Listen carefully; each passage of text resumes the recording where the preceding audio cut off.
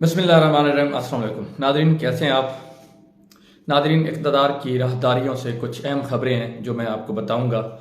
Supreme court का फैसला आया, 10 अप्रैल की डेडलाइन दी गई वफाकी हुकूमत को कि 10 अप्रैल तक आपने 20 अरब रुपए जो फंड है इलेक्शन के इनेकाद के लिए वो आपने जो है इलेक्शन कमीशन ऑफ पाकिस्तान को देना है।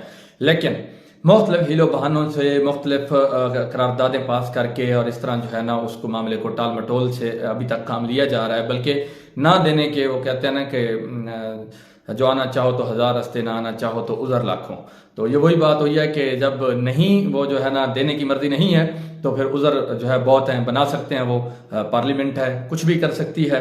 तो उन्होंने जो है बहाना बना दिया जी फंड्स नहीं है, इसके अलावा ये है वो है, करारदादें पास हो गई। 11 अप्रैल आ गया कल, तो 11 अप्रैल को जो प्रोग्रेस रिपोर्ट थी वो सुप्रीम कोर्ट के चैम्बर में जमा करवा दी गई। जस्टिस इजाज़ अल एहसन को एक सफाती report Election Commission of Pakistan की जानिब से जमा करवाई गई। तो उसमें जो सुनने में आया था यही लिखा हुआ था, जो सुना है हमने कि ज़राए के जरिए जो पता चला है कि जी वो 10 अरब का जो फंड है पंजाब के लिए, 10 अरब KPK के लिए, तो वो अभी तक जमा नहीं करवाया गया। इसके अलावा सिक्योरिटी के लिए 75,000 जो है मुलाजमान जो है देने का वादा किया गया है, जबकि 3,75,000 चाहिए। खैर उसके बाद से खामोशी थी, और ये वो खामोशी थी जिसके बारे में ये कहा जाता है कि खामोशी जो है वो तूफान का पेशे खेमा होती है। तो ये जो तूफान से पहले खामोशी है ये वही थी। आज 12 अप्रैल है, काम स्टार्ट हो गया है। सुप्रीम कोर्ट में जो है ना वकला बार जमा हुए हैं, जैसा कि कल सीनियर कानूनदान बैरिस्टर एतजाज एहसन साहब ने वकला और सिविल सोसाइटी से दरखास्त की थी कि आप जो है सुप्रीम कोर्ट के बाहर ऑनवर्ड, आज से ऑनवर्ड डेली बेसिस पे आपने जो है ना सुप्रीम कोर्ट के बाहर जो है ना जजेस के साथ, चीफ जस्टिस ऑफ पाकिस्तान के साथ इजहार यकजहती के लिए जमा होना है। वो भी आज वकला काफ़ी तादाद में जमा हुए हैं और उनकी जानिब से नारेबाजी भी की गई है। वो नारे क्या थे, उनमें जो मेन 2 नारे थे वो मैं आपको बता देता हूँ। पहला था आइन के गद्दारों को एक धक्का और दो, और दूसरा नारा था लाठी गोली की सरकार नहीं चलेगी, नहीं चलेगी। तो जो है अब हालात इस नहज तक पहुंच चुके हैं। दूसरी तरफ शहबाज शरीफ साहब का जो ये तौहीन अदालत हुई है, तो सुनने में ये आ रहा है कि साफ ज़ाहिर है जिस तरह सुप्रीम कोर्ट ऑफ आज़ाद जम्मू कश्मीर ने वज़ीर आज़म आज़ाद कश्मीर सरदार तनवीर इलियास खान पर तौहीन अदालत लगाते हुए उनको नायल किया है, तो अब जो है ना पलड़े बराबर होंगे। जिस तरह कबल एक मिसाल मैंने पिछले व्लॉग में दी है कि नवाज शरीफ को नायल करने के बाद जहांगीर तरीन को नायल किया गया ताकि मामला जो है पलड़ा बराबर रहे। तो इसी तरह अब जो है कुर्बानी तो होगी किसी न किसी की, तौहीन अदालत तो लगेगी, वज़ीर आज़म पे लगे, पूरी पार्लियामेंट पे लगे, या जिस तरह भी हो काम तो होगा। सुप्रीम कोर्ट ने अपने हुक्म पे अमल तो करवाना है। लेकिन शहबाज शरीफ को एक इंतहाई अहम शख्सियत ने इस्तीफा देने का कह दिया है। उन्होंने कहा है कि आप इस्तीफा दें और साइड पे हो जाएं, वरना निज़ाम को लपेट दिया जाएगा। अब निज़ाम को लपेट दिया जाएगा से क्या मुराद है कि शायद मार्शल लॉ आ जाए? नहीं, फिलहाल मार्शल लॉ की जो है कोई उम्मीद नहीं है, बल्कि ये है कि जब आपको या जो दीगर आपके करीबी साथी हैं काबीना के, वफाकी काबीना के, शहबाज शरीफ की बात करें तो उनको नाअहल किया जाएगा, तो उसके बाद जो है फिर साफ ज़ाहिर है मामला ख़राब होंगे। ये खबर जो है ये सीनियर साफ़ी हैं मज़हर अब्बास, ये उन्होंने जो है दी है, जो कि नून लीग के इंतहाई करीबी समझे जाते हैं। वैसे इनको न्यूट्रल भी समझा जाता है, लेकिन उनका जो झुकाव होता है, टर्न जो होता है वो नून लीग की तरफ रहता है। तो ये उनका जो है मतलब उनकी ये खबर है, उन्होंने ये खबर लीक की है। उन्होंने कहा कि अगर तौहीन अदालत से शहबाज शरीफ नायल हो जाते हैं और हाउस की क़यादत जो है तब्दील होती है, तो फिर भी इलेक्शन जो है इमरान खान को नहीं देने। ये प्लान है कि अगर शहबाज शरीफ नायल हो भी जाते हैं लेकिन इलेक्शन फिर भी नहीं करवाने, इन हाउस तब्दीली हो जाएगी, शहबाज शरीफ साहब चले जाएंगे, उनकी जगह नया वज़ीर आज़म खड़ा कर दिया जाएगा, तो नया वज़ीर आज़म बनेगा। उसके बाद अगर वो भी घर चला गया तो तीसरा वज़ीर आज़म बना दिया जाएगा। लेकिन इलेक्शन नहीं करवाने जो मेन उनका मुद्दा है, तो इलेक्शन वो नहीं करवाने देंगे। लेकिन दूसरी तरफ ये है कि जी उनके पास तो फिगर्स भी पूरी नहीं है। सप्लीमेंट्री बजट उन्होंने पेश किया है इलेक्शन के फंड के हवाले से, वो बजट ही पास नहीं हुआ।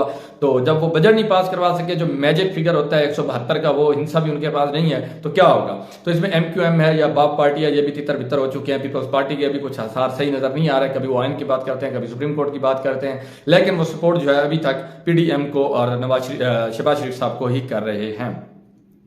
दूसरी तरफ ये होगा कि पीटीआई का जो मुर्दा घोड़ा है, इस वक्त जो अपोजिशन लीडर है राजा रियाज, वो पीटीआई का मुर्दा घोड़ा ही है। जब पीटीआई उसको ऑन ही नहीं करती, पीटीआई के खैर जो बाकी बंदे थे जिनके इस्तीफे मंजूर हुए थे उनकी रुकनीत बहाल कर दी गई है, लेकिन इमरान खान ने जब शाह महमूद कुरैशी को अपोजिशन लीडर कौमी असम्बली के अंदर नामजद किया, लेकिन अभी तक वो अपोजिशन लीडर मुकर्रर नहीं हुए, क्योंकि जब राजा रियाज ही नहीं हटे तो वो कैसे होंगे। तो ये शतरंज की गेम में जो एक मुर्दा घोड़ा होता है, उसी की तरह ही ये जो राजा रियाज साहब हैं ये मुर्दा घोड़े हैं, और ये जो है इनको नून लीग इस्तेमाल कर रही है, और इनको अब वो पार्लियामेंट्री लीडर हैं असम्बली के अंदर, कौमी असम्बली के अंदर तहरीक इंसाफ की तरफ से वो पार्लिमानी लीडर हैं, चाहे उनको पीटीआई जो है ऑन नहीं करती, लेकिन आईनी तौर पे वो पार्लिमानी लीडर हैं। और जब नया वजीर आजम का उम्मीदवार आएगा तो साफ ज़ाहिर है ये जो राजा रियाज साहब हैं उन्होंने कहना है कि आप वोट जो है उनको डालें।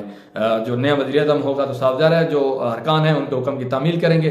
पार्टी पॉलिसी के खिलाफ तो वो जा नहीं सकते, क्योंकि कबल अजीम सुप्रीम कोर्ट का हुक्म आ चुका है, पार्टी पॉलिसी की खिलाफ वर्जी होगी नहीं।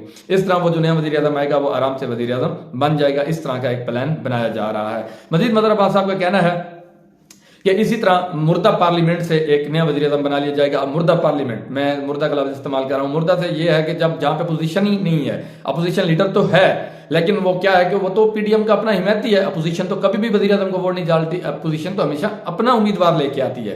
अब जब अपोजिशन लीडर राजा रियाज है तो वो सपोर्ट ही उनको कर रहा है, तो वो कैसे वो जो है ना अपोजिशन लीडर हो गया, उसकी कोई इस तरह की नहीं है, वो एक मुर्दा जो है ना पार्लियामेंट्री लीडर है। लेकिन दूसरी तरफ आईनी तौर पे राजा रियाज इज स्टिल जो है parliamentary leader in National Assembly. Tehreek Insaf वाले हैं वो अभी कौमी असम्बली में तो जा रहे हैं, लेकिन वो क्या है मजबूरी है, उन्होंने अपने इस्तीफे जो है वापस करवाए हैं और रुकनीत बहाल करवाई है। अगर नहीं जाते तो फिर सुप्रीम कोर्ट उनको फिर लटका देगी। दूसरी तरफ शहबाज शरीफ जो है वो कुर्बानी का बकरा जो है बनने के लिए तैयार नहीं है, वो कहते हैं नहीं जी मैं तो नायल नहीं होना चाहता। मरियम नवाज का कहना है कि शहबाज शरीफ अगर नायल होते हैं तो हो जाए, लेकिन जिस तरह चीफ गवेरा बने हुए हैं इसी तरह बने रहे, डटे रहे, साइड पे नहीं होना, पीछे नहीं हटना, इसी तरह सुप्रीम कोर्ट को आंखें दिखाते रहें और डटे रहें। लेकिन शहबाज शरीफ ऐसा नहीं चाहते, क्योंकि उन्होंने बहुत से वादे किए हुए हैं काफी लोगों से जिनका नवाज शरीफ या मरियम नवाज को पता नहीं है। मतलब उन्होंने अपने केसेस खत्म करा लिए बेसिकली, तो इनके मरियम नवाज या नवाज शरीफ वो तो सजा याफ्ता है, उनके केस तो माफ ही नहीं हुए, वो तो बेलों पे हैं। तो केस तो शहबाज शरीफ के माफ हुए और उनके बेटों के हमजा शहबाज और सलमान शहबाज के केस माफ हुए, मनी लॉन्ड्रिंग में वो वापस आए और जो है ना बरी हो गए हैं। इस तरह उन्होंने अपने केसेस भी माफ करवा लिए हैं, वजारत उज़्मा के जो है इक़्तिदार के मज़े भी ले लिए हैं, और जो है अब वो कहते हैं कि नहीं मैंने कुर्बानी नहीं देनी, मैं नायल नहीं होना चाहता। और जो मरियम नवाज हैं वो कहते हैं जी नहीं, चाचू ने इक़्तिदार के मजे लिए हैं तो अब कुर्बानी भी यही देंगे, अब कुर्बानी का टाइम आया है तो ये कहते हैं नहीं मैं कुर्बानी नहीं दूंगा, तो कुर्बानी इनको देनी पड़ेगी।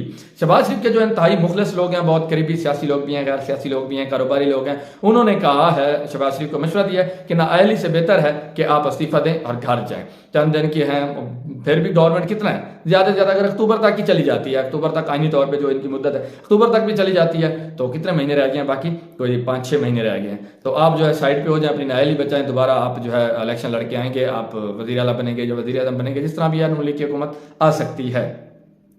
आप अदालत से पंगा ना लें, ये जिसकी ख्वाहिश है, मतलब मरियम नवाज की ख्वाहिश है तो उनको पूरा करना दें, वो खुद जो है पंगा लें, जिससे मर्जी सुप्रीम कोर्ट से लें, हाई कोर्ट से लें, इलेक्शन कमीशन से लें या पीटीआई से लें, उनको लेने दें।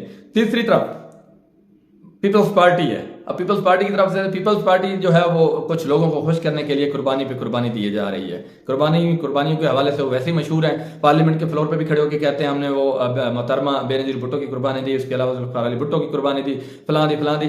खैर जो है मैं पहले भी एक दफ़ा बताया था कि पाकिस्तान के अंदर भुट्टो खानदान और इंडिया के अंदर गांधी खानदान और अमेरिका के अंदर जो है कैंडी खानदान, इन 3 खानदानों का हशर एक जैसा ही हुआ है। इन्होंने एक जैसी ही तकरीबन जो है इनकी जो मेन लीडर थे इनका हाल एक जैसा ही हुआ है। अब इन्होंने जो 3 कुर्बानियां अब दी हैं वो कौन कौन सी हैं? पहले इन्होंने जो है बैरिस्टर एतजाज अहसन साहब की कुर्बानी दी, उनको साइडलाइन किया। फिर मुस्तफ़ा नवाज खोखर जो सेनेटर थे उन्होंने आदम सवाती के हवाले से बयान दिया तो उनको कुड़े लाइन लगा दिया।